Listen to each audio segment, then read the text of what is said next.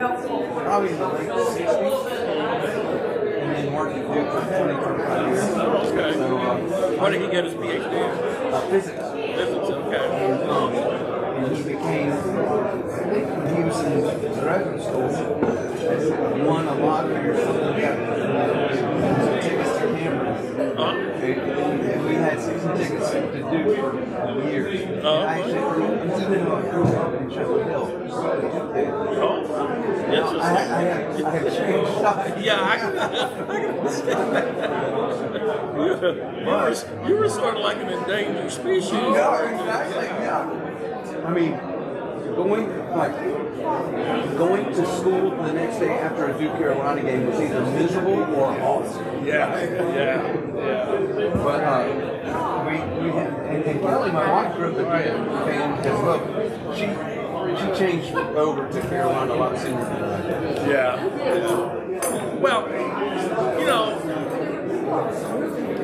there's some things that I like about Carolina. It is, I think it's more of a people's university than Duke is, for instance.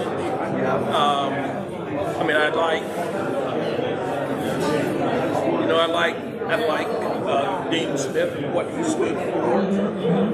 Even though we're just looking at X's and O's, Coach K is an excellent coach, but I don't think he was as good a person as Dean Smith. I think that's, I would agree with that. Yeah. And, not as socially conscious. Right, definitely not. It's sort of like, and I know it might be an unfair comparison because we're in the when you look at somebody like LeBron James and a Michael Jordan, and this debate about who's the best basketball player. Who's the best of all time, and I say, look, Michael Jordan might be the best basketball player, but I think LeBron James is a better person in terms of what he stands for and what he is trying to accomplish, not just for himself, but for others. I think he might be. I mean, some of the exploits you hear about Michael Jordan off the court are not real favorable. Did you watch that documentary? I watched the series. I didn't see the whole thing, but I saw a good portion of it. And he's begun to do some things differently now. But it's almost like, these other guys are doing it, and so maybe I should. What's the motivation there? Is it really something? And he realizes he can't spend all that money. I don't know. Did y'all watch the movie about the Nike Air movie? And he collects, what was it, like $5 million a year just doing nothing, just because his mom negotiated a contract and he would get royalties essentially? Yeah. He was the first one to get royalties from a shoe, right? I think so, yeah. And at least the way the movie told it was like his mom. That's right. The movie said, name, image, and likeness on it, and he's going to get a cut of it. Yes, she definitely was. She was kind of ahead of her time. I think my email this morning, I don't know if you got it. Did we have any, other than announcements, anything other business today? Yes, that's why now we started. Jason is just going to give us an update on the foundation. We'll probably start around, we might go on around 1:15-ish. No problem. Yeah. So you'll have 45 minutes, but we want to save, obviously, some time for questions. Sure. So if you can talk for 20 or 25 minutes, save 20 minutes for questions. Somebody let me know about time. I mean, I don't tend to go too long right away, but I do want to, 5 minutes or so before my wine and before I end, it would be good to know because they're nice. Yeah, that would be good. Yeah. Copy pass those out. And See, right? I mean, Before you talk or afterwards, people can take them. well, they can have. I don't mind them having them as awesome. They don't necessarily have to be riveted. Right? Are you wanting to collect these and bring them back though? Thanks, Alan. No, if people want to keep them, that's fine. But if they gonna just toss them away, then yeah. Let's go ahead and pass them out now. Okay. Would you be okay with that? That way you can flip through. Yeah. Maybe after, so, yeah. You lift it up, I think it is. Here, a little bit. Just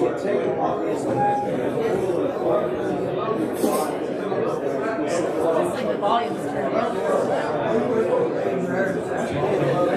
Yeah, here. It's like there, but it's super faint. James, did you grow up in Orange County? No, I'm from northeastern North Carolina, a little town called Plymouth. Oh, yeah. Yeah, so you're going to go to Nag's Head, take Highway 64, about 55 miles when you get there. You're going to pass.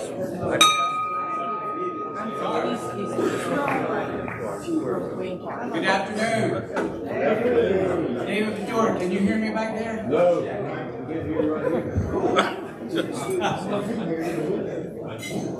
Chief Luke, can you hear me? I got you.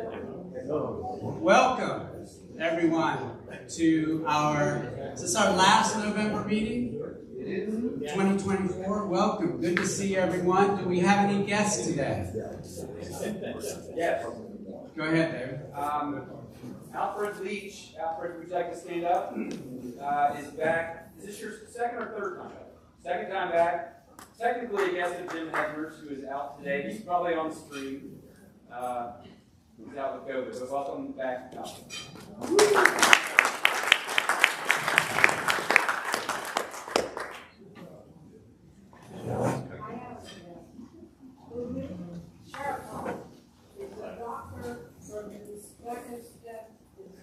Working in this country for the CDC for 20 years as excellent. And he's going to start Rotary in the capital of this state. Hey!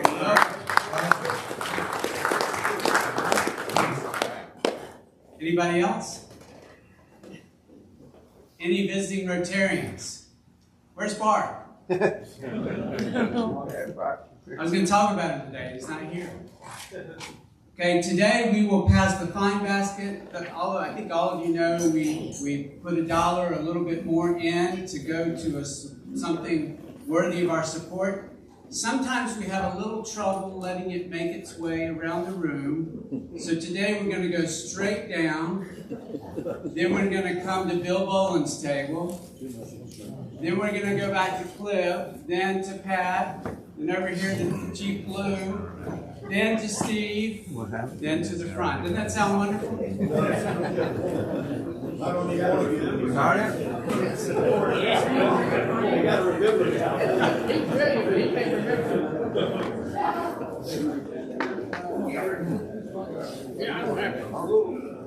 What do they call this? The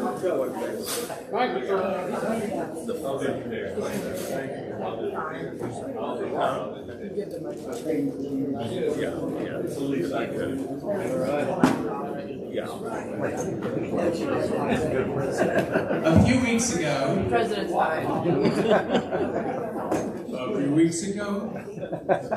A few weeks ago, Rose Heineman invited me to come by and look at some of the video equipment that Don used and see if I could use any of it, I wanted any of it, or knew of anybody who'd like to use some of his equipment. There were some mics, an audio recorder, a wonderful camera bag.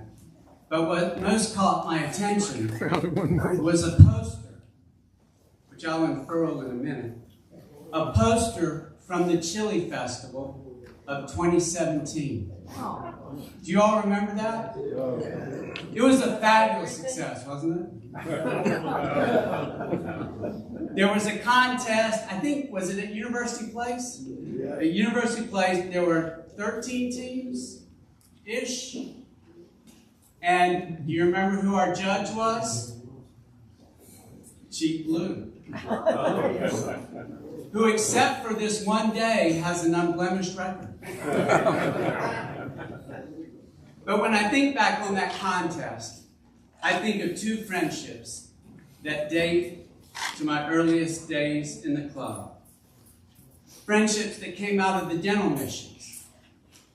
Many of you know about the dental missions. Some of you who are newer may not be as aware, but for years, 20-some years maybe, we took a dental mission first to Haiti, and then to Central America, to Honduras, to Costa Rica, to Nicaragua, to Guatemala. And it was quite an endeavor. We'd take dentists from the club, and also from other clubs, their assistants, and then a bunch of us to help make things work. And we would provide free dental care for 3 to 5 days, mostly to children in those countries who otherwise didn't have access to much care. That's how I got to know a number of you, but I especially got to know, let's see if I can find them. I especially got to know Gary Hill and Don Heineman.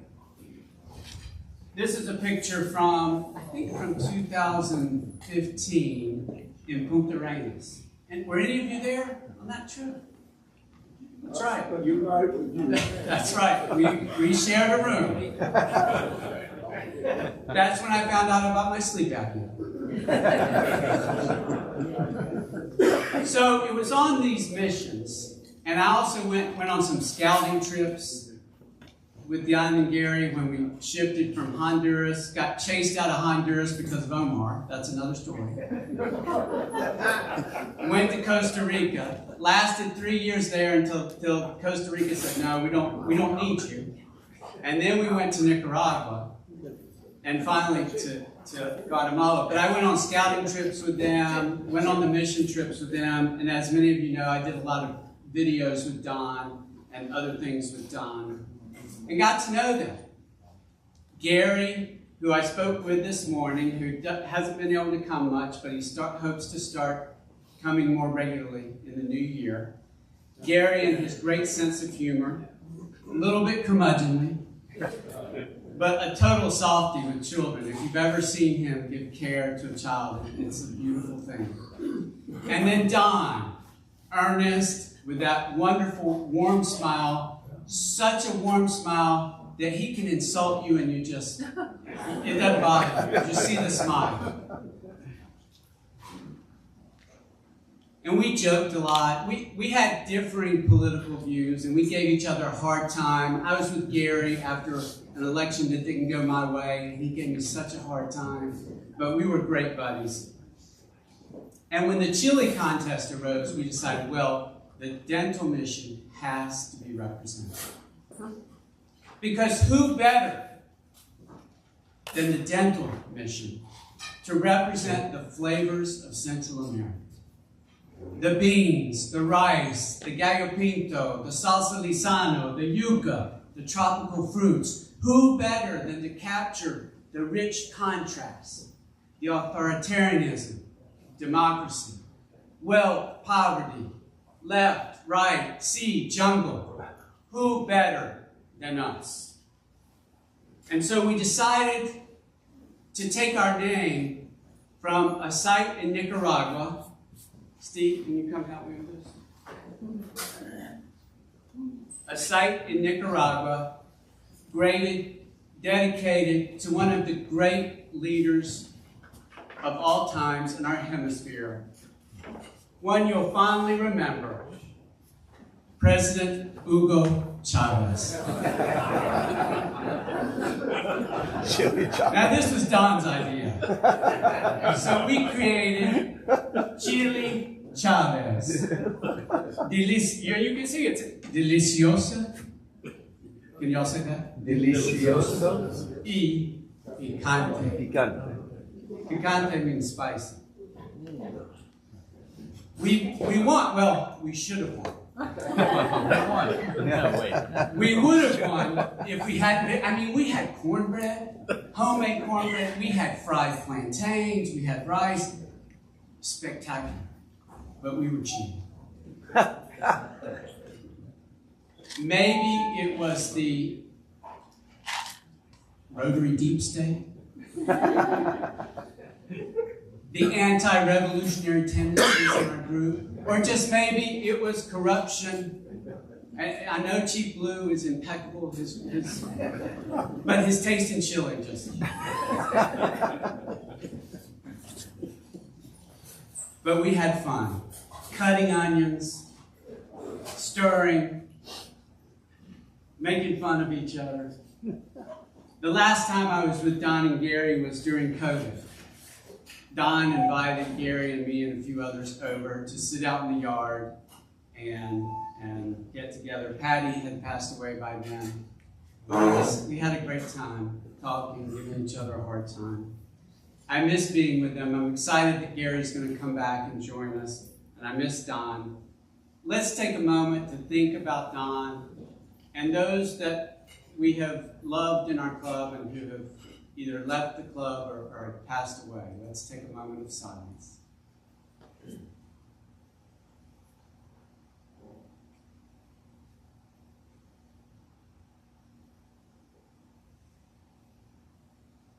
Thank you.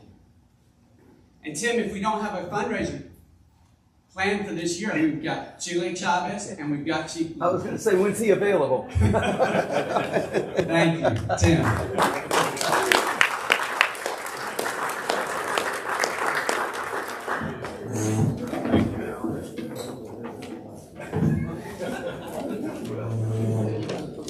Alan, well done. Thank you very much. One quick announcement to please silence your phones, and I will ask Dickie Bedour to come up for a presentation on the Foundation.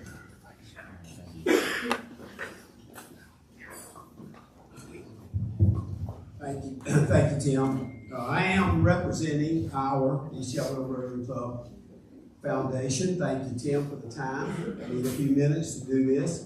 I want to thank Linda Sanders. Thank you. I'm going to show a slide here in just a minute that is her contribution to my presentation. She wanted to get together and understand more about the foundation, and so we did. And actually, she came to a foundation meeting not too long ago. She said she thought there was some confusion about how to give in the different ways. On my part, I'm not talking for anybody else. She was only talking about everybody else. She might talk about her part. But she suggested that sometimes a picture speaks 1,000 words, so we have that picture. And then I got to thinking about, well, I'm inspired by this. Maybe I should have some slides. There was one major problem with that. I don't know how to make slides for a presentation. So we have David Bedour, who came in the place to help me with this. A few years ago, when we did the bylaws of the foundation, one of the things I wanted to write into that was to say that the chair of the board of the foundation every year should come before the club and explain the activities of the foundation and give you an opportunity to ask questions and give you a report on how the foundation is doing, your foundation. We're working on it. We're working on it. So I am now ready.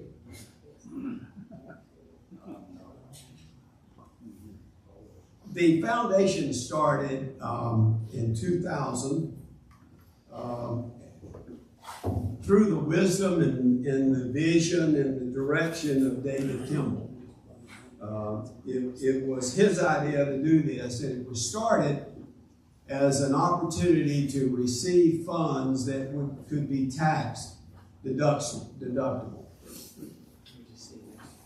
Okay. So that was the first idea of the first formation. And in 2000,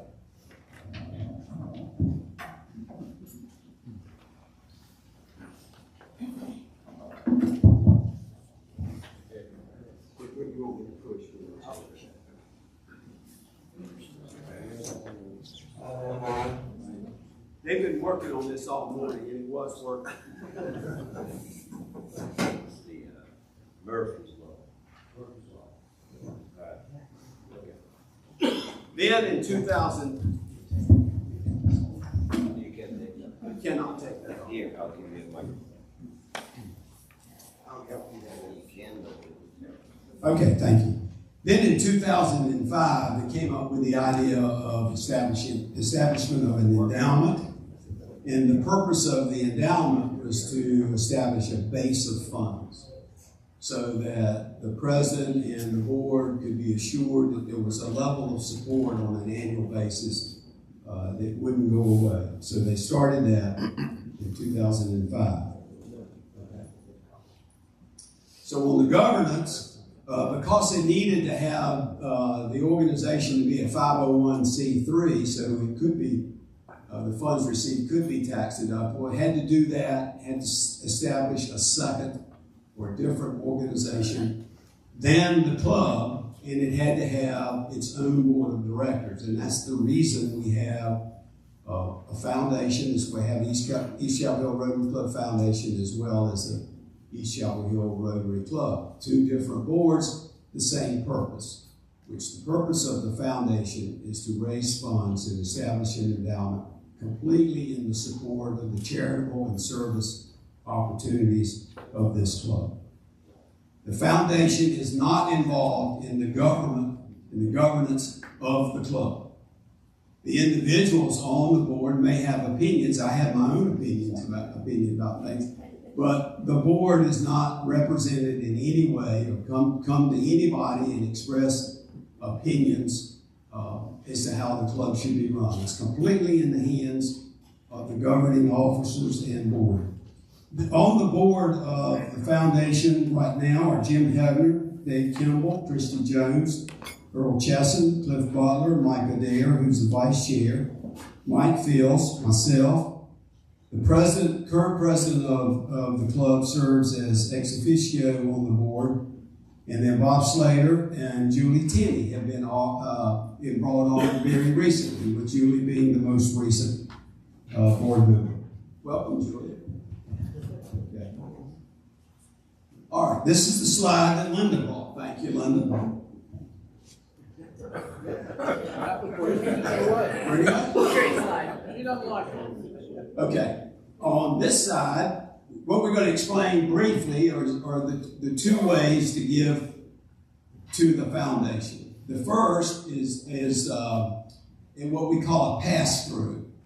And so that is a contribution made where the member, you, want to support a particular activity, the teacher supply store, and you want to have that be a tax deduction. You give that to the foundation. It passes through very quickly to support that effort. The East Chapel Hill Rotary Club Foundation really does not consider that to be funds of the foundation. That money is the funds of the club, and deciding how it's going to be spent by the donor and the club leadership. Last year, $52,000 came through this way to support any of these activities. The other way is through the endowment. And the endowment on an annual basis provides a year to the club for its sports and support. And so we kind of think of the foundation, when you give to the foundation, I'll talk about that specifically in a minute. I think about that as a gift that keeps on giving. Now, all the numbers I'm going to give you in a minute, Christy has got in our annual report. It will be sent to you next week. So if you want to roll up your sleeves and take a look, that's fine. If you care not to, that's fine too. All I'm saying is the activities and the report of the foundation are completely open and available to you as a member of the club anytime. Thank you, David. Yeah. Okay, the endowment funds, I think we're on the right one. Is that it?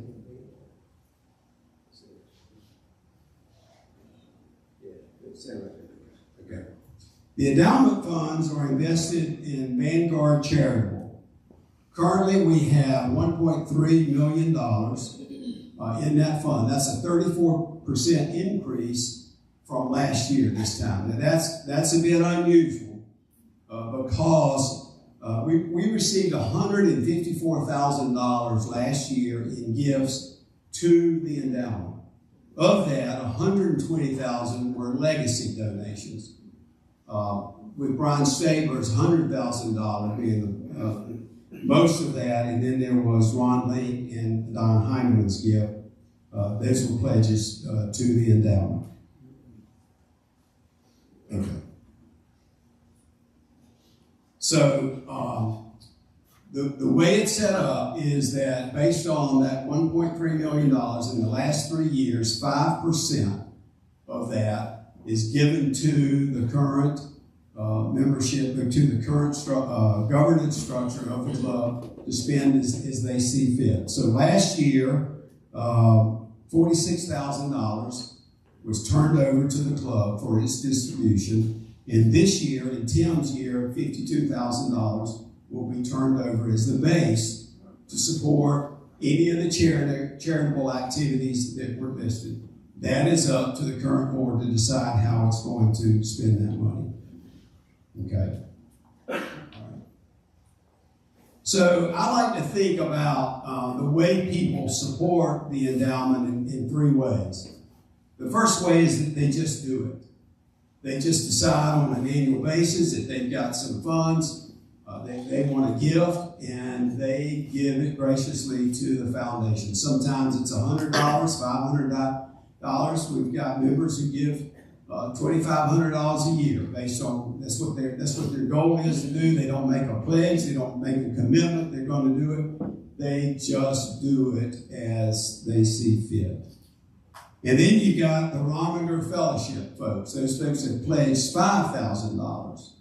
And when they reach that level of $5,000, then they are awarded a Phil Rominger Fellowship. As you know, Phil was our founding member, first president. And when we established the endowment, he gave $50,000 to kick that off. So that's a Rominger Fellowship. Right now, there are 86 of us who are recognized as Phil Rominger Fellowships. That's pretty cool.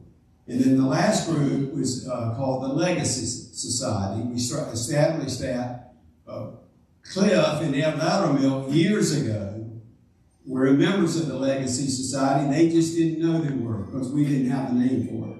And now we have a name for it. And there are 22 members who have committed to a full society membership, giving at least $10,000. Instead of having that in their estate, they've decided to do it as a living gift. And we have 24 others who are in the program who have decided either they're working towards the $10,000 or at the time of their death in their estate that they're going to donate at least $10,000. Okay, now the last part. Some of you say to me, well, I've never been asked. I'm asking. I'm asking now.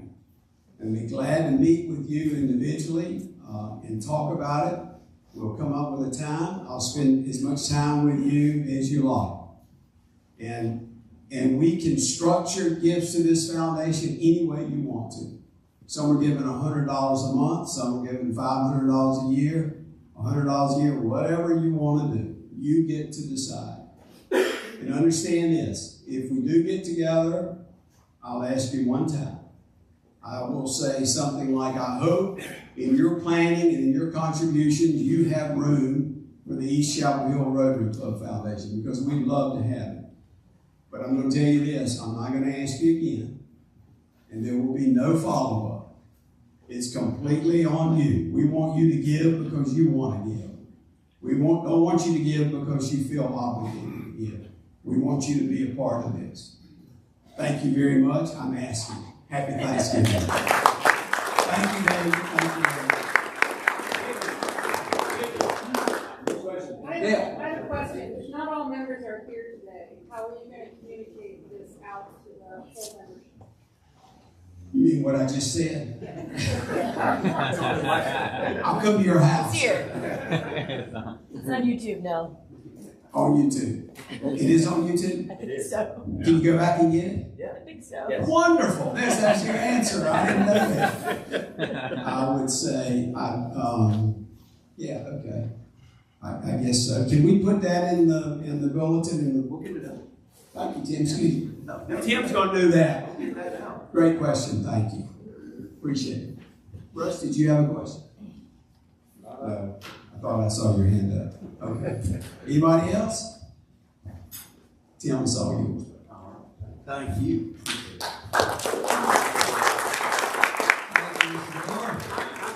Standing ovations, Tim, but I'll take it. Just a few announcements. There are 3 links out there right now for your purview. One is a link to a member survey. It's a project interest survey, so please fill that out. We'd love your feedback on what we're doing right with projects, what you'd like us to see us do with projects. The other link is for the holiday party sign up. That is December 6th at 6 o'clock at Carolina Inn. Asking to have your RSVP in by this Wednesday. The third link is about the Christmas house bike night. December 6th, folks have signed up, and we really appreciate that, but Lyda and I have been informed by Walker Brown that he and his staff will handle everything that day. So if you signed up on the 6th, and I will send out an email to you if you've signed up, but your services are no longer necessary on December 6th. There are a few slots on December 7th still, so if you have some time that day, check that link out. Bob, can you remind us the dates of the train viewing? Sure, Mr. President. Saturday, December 14, 1 to 4, and Christmas Eve, the 23rd, 1 to 4. There's an attachment to the scuttlebutt that actually has a link to the video if you want to just check it out. It's pretty cool. Yeah, that video, I checked the video out yesterday. It's awesome. Real quickly, anyone here who helped serve last night? Thank you so much. Appreciate that, guys. And that's all I've got. So I believe, Chris, you are introducing our speaker today.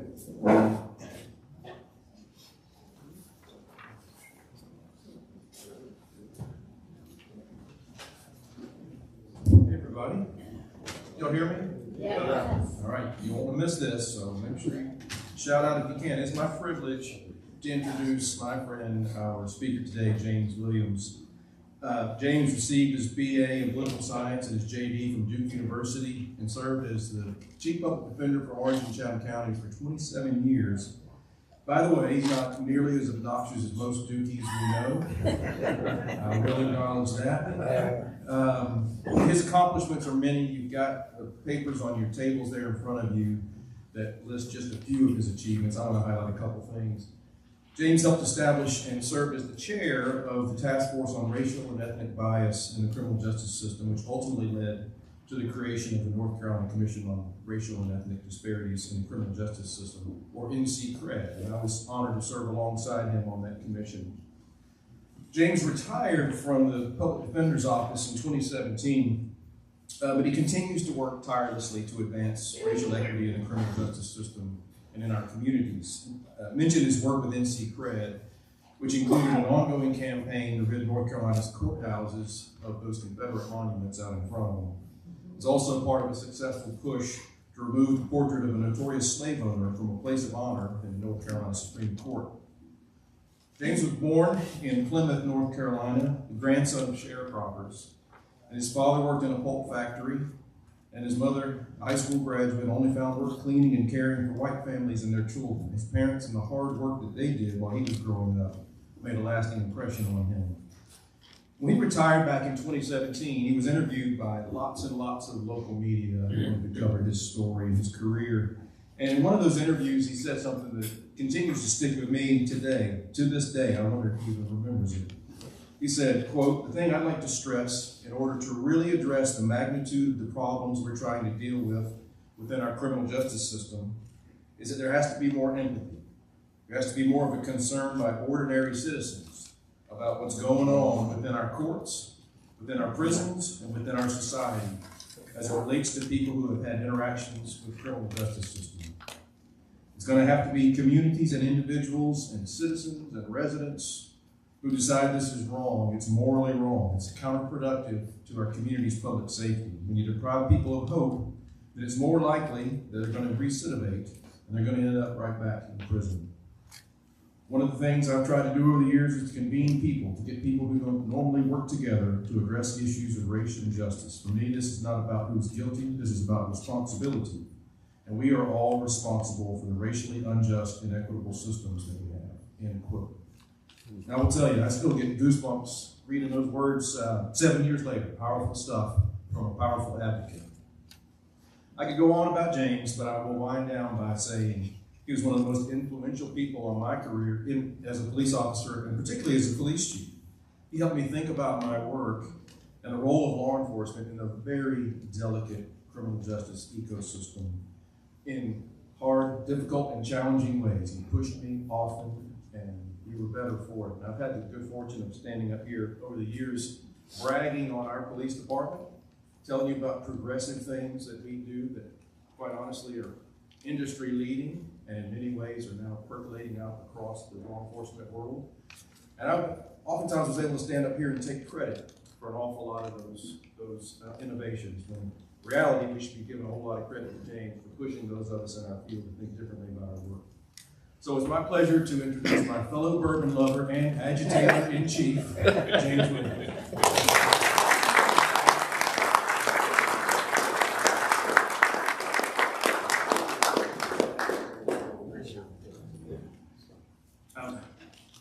I still call him Chief Blue. Is it okay if I call you Chris now? Please. For those generous remarks, I mean, I'll say this and I'll move on. This community is fortunate to have a public servant, that's police chief and then as town manager of the caliber of a Chris Blue. You don't find that everywhere, so I'm grateful.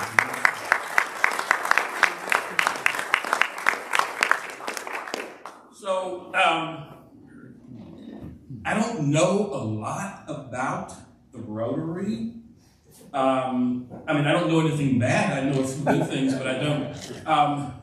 And this is the second time that I've been invited to speak, maybe third. The first time that I've been invited to speak to the Chapel Hill East Rotary. About 10 or so years ago, I was invited to speak to the Rotary group in Hillsborough. Now, the venue was nowhere as elegant as this. We were at the Village Diner in Hillsborough. And there were probably, 15 or so people there. Lito Copley, an attorney that I knew, invited me to speak to them, and it was a good exchange. More recently, I was invited to speak to the Rotary Club in Durham about an effort that I'm involved in related to the Booker T. Spicely killing. I chair the Booker T. Spicely Committee, and some of the work that we were doing in Durham related to that had caught the attention of the Durham Rotary. I had a conflict, but I had one of our committee members to go to that meeting to speak about that Booker Spicely event. And he said there were close to 100 or so people there, so it was a pretty large gathering. But we're here, and there are a lot of things that I could talk about, but I think what I want to focus some on is Lisbon Payne Berry.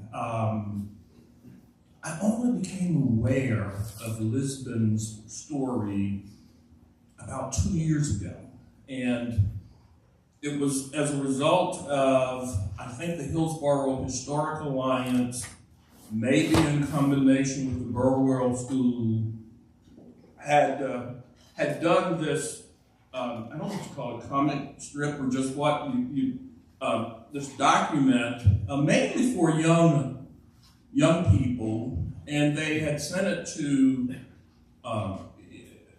the bar. digitally. And so I read it, and I was somewhat fascinated by the story, but I was also bothered about certain aspects of what I was reading. And but the thing that caught my attention is this man, Lisbon Payne Berry, is the first black attorney in Orange County. And I thought that was something that should be more widely known.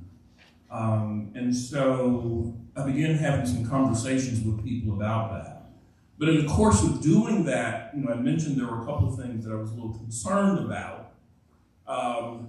One is, just in reading the way it was written, it wasn't clear that either Lisbon or his parents were enslaved. And I was bothered by the fact that that was not stated and the reasons why. And without going into all the details, I think there was concern that, since this was going to be shared with young people, that some people might be upset or might find it unpleasant to read about people being enslaved. And my thinking was, well, how do you study U.S. history if you can't acknowledge that people were enslaved in this society? So I had a conversation, and you will see there's an addendum in a single sheet of paper. They haven't had a chance to go back and redo and reprint these. Probably by the end of the year they will, and it will correct that and a couple of other minor errors in the document. So, 1850 was when Lisbon Payne Berry was born. He was born in Hillsborough. And so I like to put it in some sort of historical context. 1850. So this was like 2 years before Frederick Douglass gave his famous speech, "What to the slave is the 4th of July."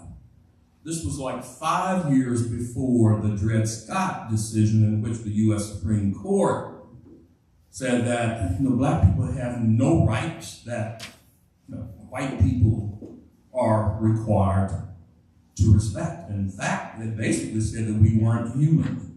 So that's the world that he was born into.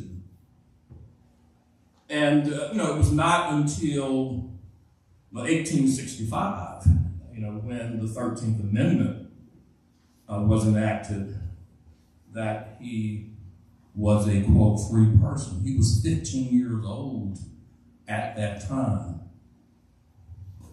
But this story is not just about Lisbon Payne Berry, because Lisbon would not have been able to accomplish what he was able to accomplish without others in his background. Both his mother and father, but I want to specifically speak a little bit about his father, Reverend Job Berry. Reverend Job was enslaved to two people, and I'm not sure exactly how that came about. One was a Hugh Waddell, who was a lawyer in Hillsborough, and the other was a Mr. Moore. Lisbon's mother and the children were enslaved to the Nashes. And they actually lived in a house, I'm told, that is right near where the Orange County Public Library is now.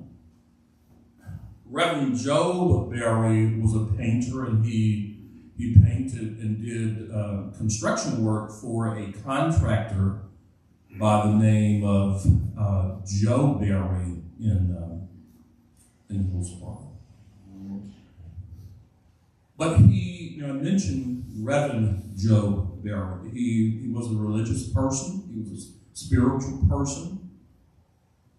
Reverend Berry helped form the first black church in Hillsborough. And actually, that is where the name, that is also part of the story of how Lisbon got his middle name, Lisbon Payne Berry. Because Reverend Joe Berry and Reverend Payne formed the Chapel Hill AME, the Dickerson Chapel AME Church in Hillsborough in 1866. And Reverend Joe Berry and his wife decided to give Lisbon that middle name of Lisbon Payne Berry. I mention the church for another reason also, because shortly after the Civil War, sometime around 1866, 1867, Reverend Joe Berry formed, and he's probably working with the Freedmen's Society at that time, formed the first black school, or school for free people, students in Orange County in Hillsborough. And Robert Fitzgerald, who's the grandfather of Paulie Murray, was one of the first teachers at that school. Now, I would suspect that Lisbon went to school at that school. As I mentioned, he would have been 15 at the end of the Civil War. My guess is he didn't know how to read or write prior to that time. He may have, we don't know. The historical record doesn't say. It was against the law. But at any rate, he did learn to read and write, and in 1923, he graduated from what's called Biddle College, which what was called Biddle College is now Johnson C. Smith University. So he probably started Biddle College when he was 19 years old or so. So he graduated from Biddle College, and it's not clear what he did between, say, the time when let me it may actually let me look at my notes here. I said it was 1873 when he graduated from Johnson C. Smith. And what's not clear is what he did between 1873, for instance, and 1880. We do know there were certain areas of interest for him: education, religion, and politics. And most of what we know about him, we know from newspaper articles. There's not like a master, a book or anything about him. There's not a lengthy article about him, but there's a lot of some information one can glean from newspapers. And Betty Einier from Hillsborough is probably the foremost authority on Lisbon. She's done a lot of writing about him. In fact, she's the one who I've spent the most time learning about him. I know Betty and myself and Doris Wilson. Some of you know Doris Wilson, a clerk in the Hillsborough court system. We spent a couple of hours trying to locate Lisbon's grave. I mean, the written materials say he's buried at a grave site in Hillsborough, but despite our best efforts, we were not able to locate his grave. Now, that doesn't mean he's not buried there. The markings may have just been overgrown or whatever the case may be, but hopefully at some point we can find that. But what we do know is that at some point he did read for a law. At that time, there weren't, people didn't go necessarily to law schools to learn law. There were some law schools in various places, but you could read under a judge or an experienced lawyer, and then at some point you would be authorized by the Supreme Court to practice law. And so we know that Lisbon received his law license in 1882. What we suspect is that he read law under some black attorneys in Fayetteville between 1879 and 1882 when he actually got his law license. One person that we know in particular who was practicing law, a black person, in Fayetteville at that time was John Leary. John Leary was the second black attorney in the state of North Carolina. He was the first black attorney in the city of Fayetteville, and later, a decade or so later, he moved to Charlotte. And so it's reasonable to think, since we know that Lisbon was living in Fayetteville for at least a period of that time, that he probably read law under John Leary. John Leary also went on to become the first dean of Charlotte University's law school, which is a story in and of itself. But the other thing I'll mention about that, so 1882, you had a person licensed, a black person licensed to practice law in Orange County and in Hillsborough. At that time, there were probably, at the most, 10 black lawyers throughout the entire state of North Carolina. And another point I'll mention is that it was 10 years later. It was 1892 before Charlotte, North Carolina, got his first black lawyer. And that was also John Leary.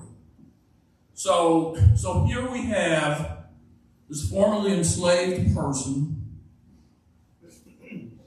who was first black lawyer in Orange County, one of the first in the state of North Carolina. And sometimes here again, the record is unclear as to how he managed that. When I say managed that, what his practice was like, whether you could even call it a practice. We know that he did some litigation. We know that he completed some documents, contracts for people, things of that nature. But when you think about it, he was confronted with the same thing that most black lawyers at that time was confronted with. Number one, how do you make a living as a black person practicing law? The people who would be your typical clients were the people who had the least resources. White people weren't knocking down the doors to hire black attorneys. Black people didn't really have the money. And even those who did have the money, they knew and they saw how black attorneys were treated within the court system. And there would probably be some reluctance because they're thinking, if I want to get a good result, I might need to go hire one of these black lawyers who are going to be treated with more respect.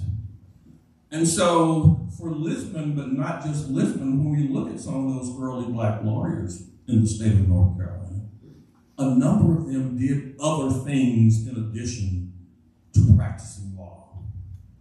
Some were ministers, some were teachers or principals of schools, but very few were able to make a living just practicing law.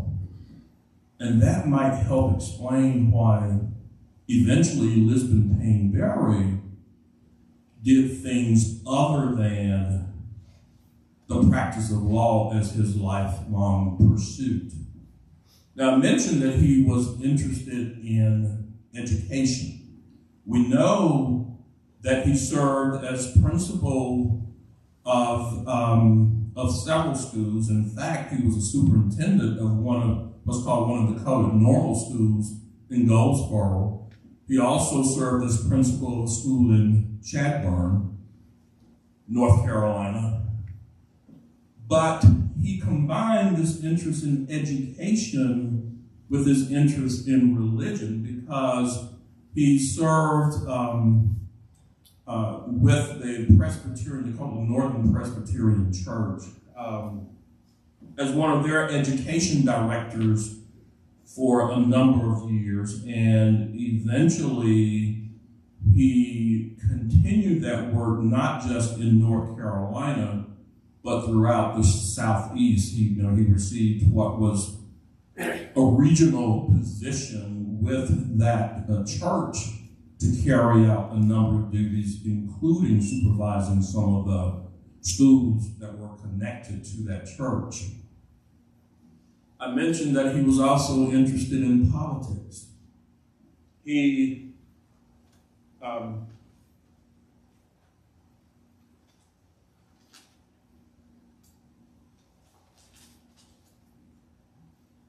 was very active in the Republican Party. In 1886, he ran for Register of Deeds here in Orange County and lost. In 1890, he ran for a seat in the North Carolina legislature and lost. But he also served as secretary of the Republican County Convention in 1884, and he was a delegate to the North Carolina Convention for several years. And so he had this interest in politics and education. He eventually moved from North Carolina, and he was employed with the Presbyterian Church in Alabama, and in 2 cities in Tennessee. And that's what he did for the rest of his life. That's what he was doing when he died in 1935, and that's something to think about. I mean, it wasn't that long ago, really, that he died. And I think about something else that I think is significant about him: his interest in Johnson C. Smith University, or what became Johnson C. Smith University.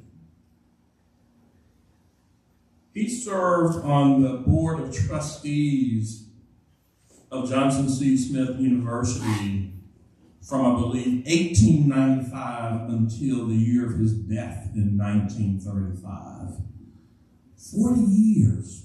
And I've had conversations with people at Johnson C. Smith. They said there's no one who has served on that board for as long as Lisbon Payne Berry did. In fact, he attended a board meeting and got sick the year of his death. He didn't die here, but I don't know that he ever recovered from the sickness that he encountered while he was here in 1935 at a board meeting. I want to also mention, and we're going to leave some time for them, so I'm about wrapping this up. I also want to mention, though, this thing called legacy. I mentioned Hugh Waddell, and I'm going to come back to Hugh. Lisbon Payne Berry did not have children. His brother, Richard, did. And Richard named one of his sons Lisbon Cecil Berry. Lisbon Cecil Berry went to college and then law school at Howard University. And while and he finished law school, he never actually passed the bar. So he didn't practice law as a lawyer. while Lisbon Cecil Berry was in law school at Howard, his son was born, and he named his son Lisbon Cecil Berry Jr. Now that Lisbon Cecil Berry Jr. Also went to law school. And in 1957, he graduated from Howard University's law school.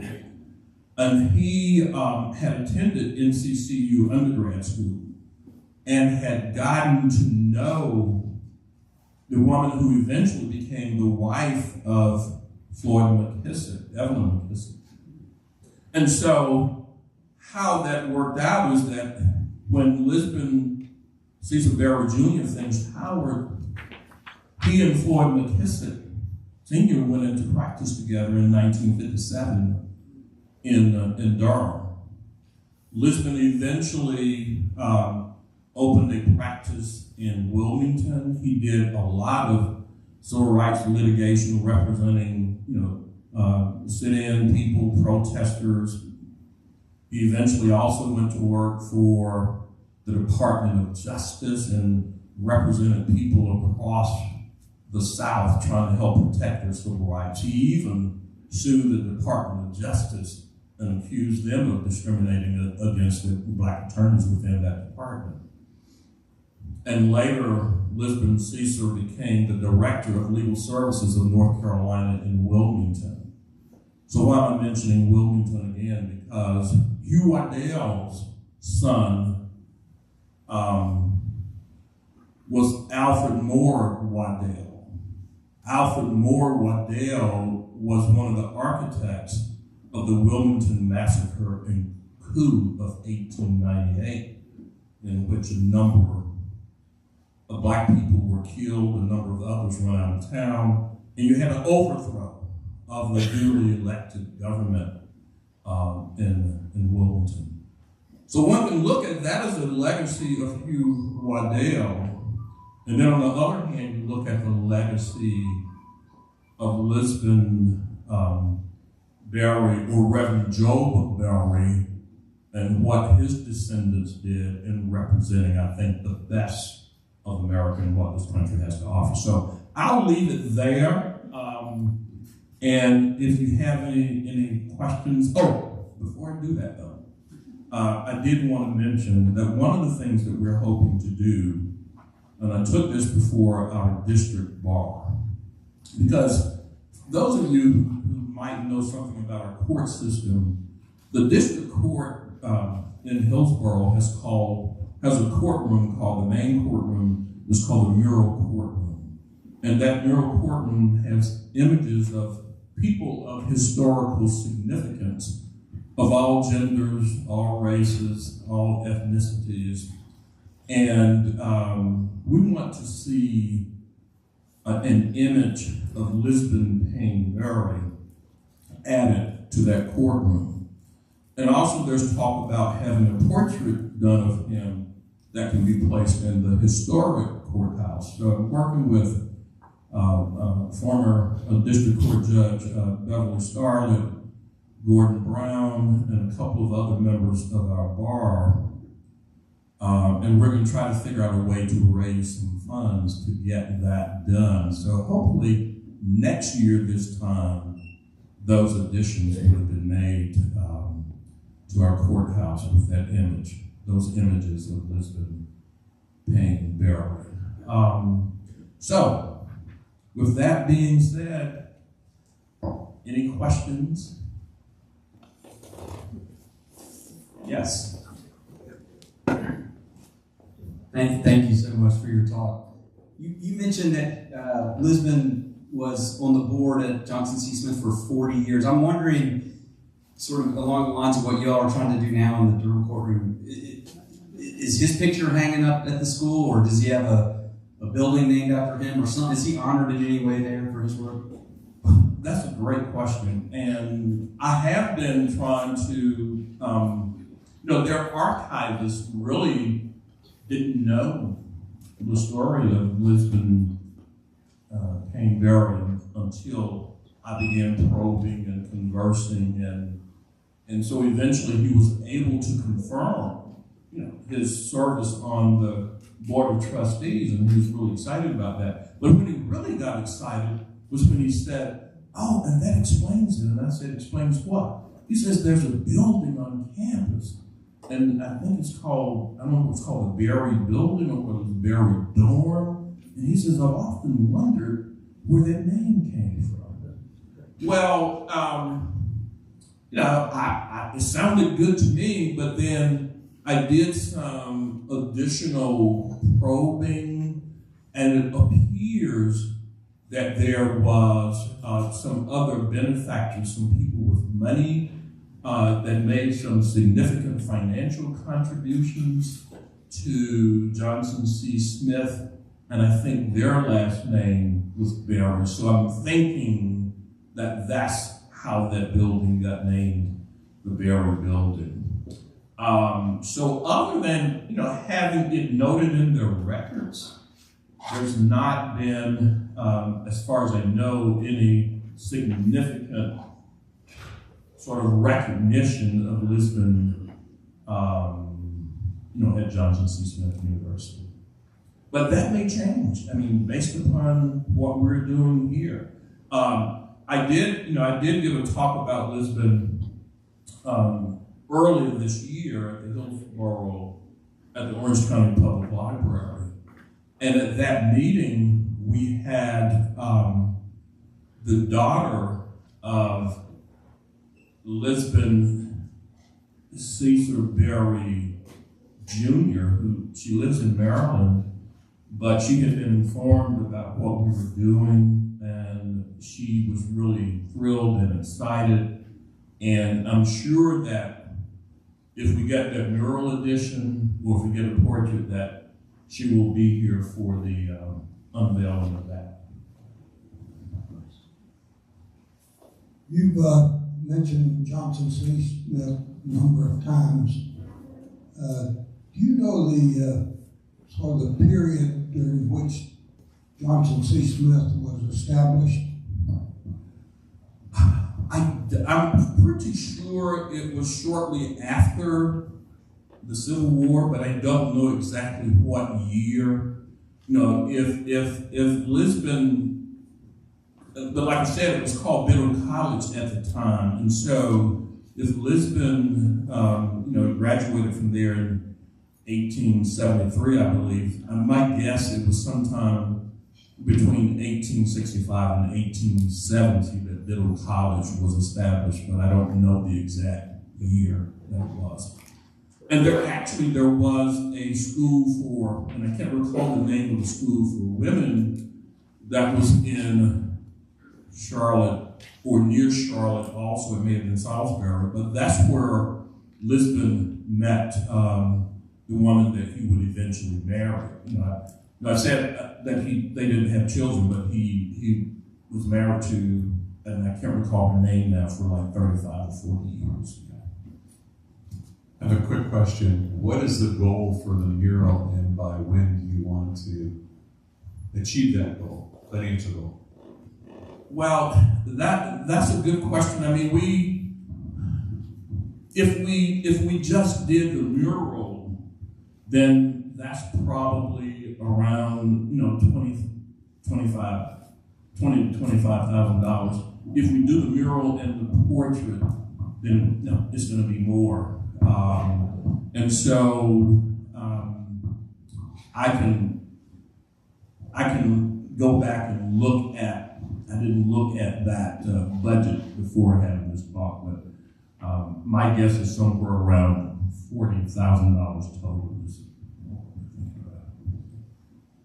Well, James, thank you so much.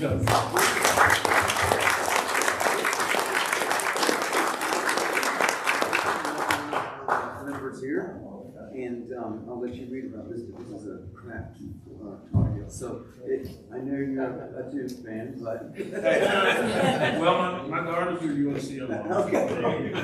Well, thank you so much for joining us. All right, thank you.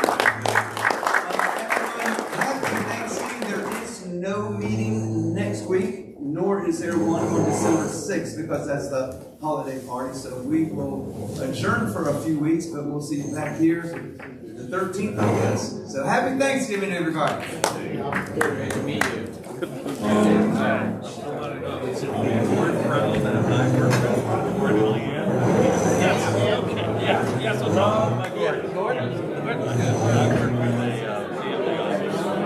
Good holiday. All right, you know you too, buddy. Y'all going anywhere? Yeah, Right. Yes, it was me, that was Scarlett. You say Asheville? How's everything going up there? pretty good. They just got rid of the, well, not my mom. She's 45 minutes away, so she had no power from that. Great guy. That's right. I'm glad I got that. And you know, so Yes, thank you. They had good water. Oh, good. Okay. So they didn't get too affected. I have a cousin in Asheville, 2 cousins in Asheville. One of them had a lot of damage to their house. They just lifted the no boil water. I know. I mean, like very recently. Yes. Good gosh. Now they finally have clean water again, right? It's probably chlorinated all that. Yeah. But at least you're not boiling it. Yeah, exactly. Well, dude, have a good Thanksgiving.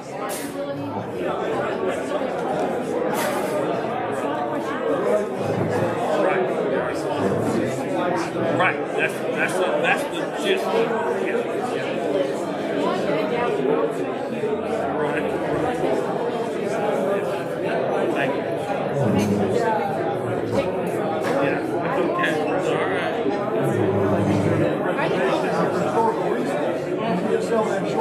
All right.